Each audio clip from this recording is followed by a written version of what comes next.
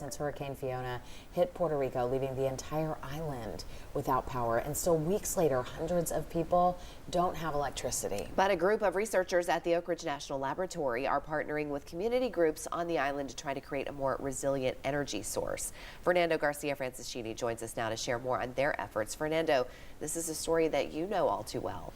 Yeah, that is correct, Heather. You know, this is a picture that I took of the neighborhood that I lived in Puerto Rico after Category 4 Hurricane Maria hit the island about 5 years ago. Now, this is just literally the tip of the iceberg when it comes to the damage. The hurricane destroyed the island's power grid and many people spent months without power.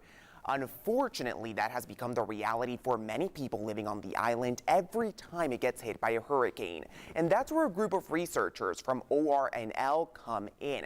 The researchers are partnering with local organizations, nonprofits, and universities to create a system of microgrids in a small town on the southern part of the island. Microgrids, as the name would suggest, are smaller grids, but they have the ability to operate when the main power grid is down, and they can also leverage local resources as a source of power generation. So in places like Puerto Rico, it makes a lot of sense to have microgrids. First of all, because there are hurricanes, and hurricanes are increasing in severity because of climate change, so a more resilient grid is going to be needed. And secondly, in Puerto Rico, most of the power is produced with imported fossil fuels.